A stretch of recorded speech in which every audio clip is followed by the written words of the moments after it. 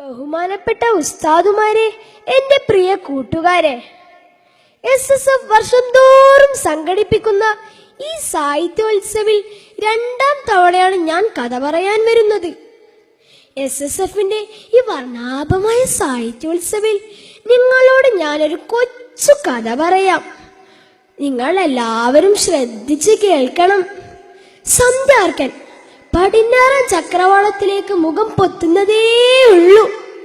ആ ശാന്തമായ സായാഹ്നത്തിൽ ആരുടെയോ കാൽപെരുമാറ്റം കേട്ട അഹ്ലുബൈത്തിലെ ഉമ്മ ബീവി ഫാത്തിമ റളിയല്ലാഹു അൻഹ വാതിൽ പഴുതിലൂടെ മുറ്റത്തേക്ക് നോക്കി. പുന്നാര ബാപ്പയാണല്ലോ അത്. എന്താ ഈ സമയത്ത് ബാപ്പ ഇങ്ങോട്ട് വരുന്നത്? വാതിൽക്കൽ വന്നു. മോളെ വാത്സല്യത്തോടെ നീട്ടി വിളിച്ചു, ഫാത്തിമ, മോളെ ഫാത്തിമ. വാതിൽ തുറന്നു. ബാപ്പയ്ക്കൊരു ഉമ്മം കൊടുത്തു. കൈകൾ പുണർന്നു വാരി ഉള്ളിലിരുത്തി. മോളെ, മോൾക്ക് എന്തൊക്കെയുണ്ട് വിശേഷം? ദൈന്യതയോടെ ബാപ്പയുടെ മുഖത്തേക്ക് നോക്കി ഗദ്ഗദത്തോടെ പറഞ്ഞു, ബാപ്പ, ഞാൻ വല്ലതും കഴിച്ചിട്ട് 2 ദിവസമായി. എനിക്ക് വിശന്നിട്ട് വയ്യ ബാപ്പ, ഇവിടെ ഒന്നുമില്ല. ആർദ്രതയോടെ പുന്നാര ഫാത്തിമയെ മുത്തുനബി വിളിച്ചു. മോളെ, ഇങ്ങോട്ട് നോക്കൂ. തന്റെ കമീസ് ഉയർത്തി വയറ്റത്തു കെട്ടിയ കല്ലുകൾ കാണിച്ചു കൊടുത്തു. അത് കണ്ടപ്പോൾ ഫാത്തിമ ബീവിയുടെ നയനങ്ങളിൽ നിന്ന് ഉതിർന്ന ബാഷ്പഗണങ്ങൾ കവിൾത്തടത്തെ നനച്ചു. പ്രിയ സദസ്യരെ, അതല്ല, അതിലേറെ സങ്കടം. തൊട്ടപ്പുറത്ത് 2 റോസാ പുഷ്പങ്ങൾ പോലെയുള്ള പിഞ്ചു മക്കൾ ഹസനും ഹുസൈനും. അവർ വിശപ്പു സഹിക്കാനാവാതെ ഉമ്മയെ വിളിച്ചു കരയുകയാണ്. ഉമ്മി, ഉമ്മി.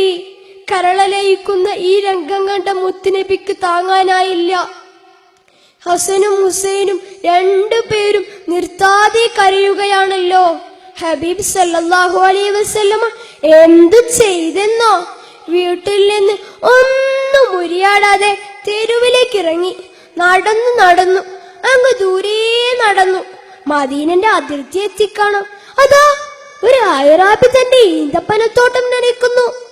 ഹേ മനുഷ്യ, ഞാൻ ഈ തോട്ടം നനയ്ക്കാൻ നിങ്ങളെ സഹായിക്കട്ടെ, എനിക്ക് കൂലി തരുമോ? അവിശ്വാസിയായ ആ അയറാബി പറഞ്ഞു, ആ ശരി, 1 ബക്കറ്റ് വെള്ളം നനച്ചാൽ 3 കാരക്ക തരാം. ബക്കറ്റ് കിണറ്റിലേക്ക് താഴ്ത്തി കയർ വലിച്ച് വെള്ളം കോരിയെടുത്തു. 1 തവണയല്ല, 8 തവണ. 9ാം തവണയായിരുന്നു അത് സംഭവിച്ചത്. കയർ പൊട്ടി. ബക്കറ്റ് കിണറ്റിലേക്ക് വീണു. മുഖമടച്ച് ശക്തമായൊരടി. അതും തിരുനബിയുടെ താമര പോലുള്ള കവിൾത്തടുത്ത്. വിശപ്പിനൊപ്പം വേദനയും. ഏതായാലും ഒന്നും പ്രതികരിക്കാതെ കിട്ടിയ കാരക്കയുമായി മുത്തുനബി വീട്ടിലെത്തി. മുത്തുനബി അടിച്ച ആ അയറാബിയുടെ മനസ്സ് കുറ്റബോധം കൊണ്ട് പിടഞ്ഞു. ഞാൻ അടിച്ചതൊരു പ്രവാചകനായിരിക്കുമോ? ഒട്ടും താമസിച്ചില്ല. വാളെടുത്തു. തന്റെ ഇടത് കൈയിൽ പിടിച്ചു. മുത്തുനബിയുടെ മുഖത്തടിച്ച വലത് കൈ കാല് വെട്ടുകൊടുത്തു. അയാൾ വേദന കൊണ്ട് നിലത്ത് വീണു. അങ്ങനെ അതുവഴി വന്ന യാത്രാ സംഘം അയാളുടെ മുഖത്ത് വെള്ളം തെളിച്ചു. പതിയെ കണ്ണു തുറന്നു. യാത്രാ സംഘം ചോദിച്ചു, എല്ലാ, നിങ്ങൾക്ക് എന്തു പറ്റി? ആ അയറാബി പറഞ്ഞു, ഒരു പരിശുദ്ധനായ മനുഷ്യന്റെ മുഖത്തടിച്ചതും കുറ്റബോധം കൊണ്ട് കൈ ഛേദിച്ചതും എല്ലാം വിവരിച്ചു കൊടുത്തു.